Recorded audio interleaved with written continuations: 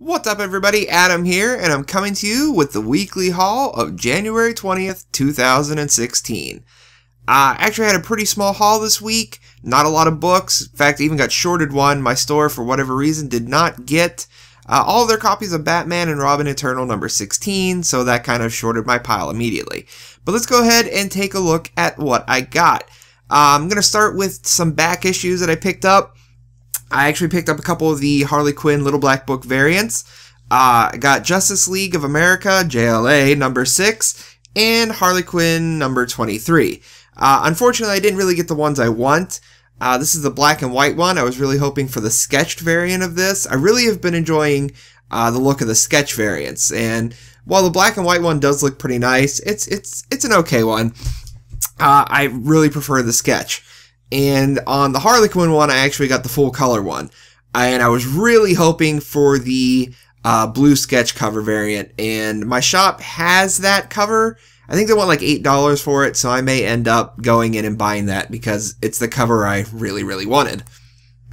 And the other back issue that I picked up was Batman number 39. I want to say it's the one right near the end of Endgame. I really just like this cover with Joker on his throne of corpses, essentially. And I have a copy of this somewhere, but I think I gave it to my wife to use for crafting. So that's why I went ahead and picked up another copy of it, especially since my shop was having like 20% off DC back issues. So figure I might as well pick it up. Now we're going to get into the regular weekly pull stuff. This week I have I Hate Fairyland number 4. I didn't see a second cover this week. I might have to double check online. I've been trying to pick up both the I Hate Fairyland and the F Fairyland covers. But like I said, I didn't see the second cover there, just this one. Fairyland, okay book. I'm going to stick with it still as long as Scotty's there. Hopefully it's not a terribly long series or it gets more interesting with this issue. That's all I had as far as independents. Next up is DC. We have Titans Hunt number 4. Another series that I'm just going to keep picking it up until it's done. It doesn't say how many issues it is. Hopefully it's not too much longer. I'm not really liking it too much, but maybe once it kind of wraps up as a whole series, I'll have a better opinion of it. But I don't know. The first 3 issues I haven't been terribly impressed. And normally I would have had Batman and Robin Eternal number 16. Got shorted this week. So that brings us into Marvel. First, we're going to be looking at New Avengers number 5. I'm enjoying this series. I don't know if I'm going to keep picking it up, though. It's nothing that's fantastic. Of all the Avengers series, the only one I'm really liking is Uncanny Avengers.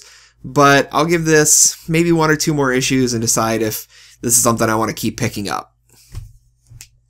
Next up, book that I'm really, really happy with thus far. Uncanny In Humans. This week we have issue number 4. I've really been digging this series. I like how they're really pushing the Inhumans to the front of the Marvel Universe now. And if you've been reading it and following along with it, spoilers for you that haven't, we've reached the point where basically most of the Inhumans have been wiped out of existence. So I'm curious to see where this issue picks up and where the Inhumans go from that point. Because it's really drawn me in a lot more than I thought it was going to.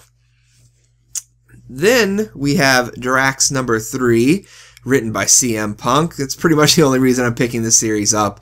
Once he leaves the book, I'll probably stop picking it up. It's an okay book. It's fun. It's got some adventure action, you know, stuff like that, but nothing really exciting. I'm just picking it up because I like the fact CM Punk's writing it, and Drax is a kind of funny book to read.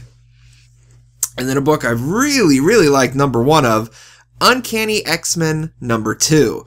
I loved the first issue. It kind of reminded me of the older X-Force book with how they were doing like the Black Ops missions and stuff like that. So I'm really liking where this book is going. I like how Magneto seems kind of be the go-to leader for the team.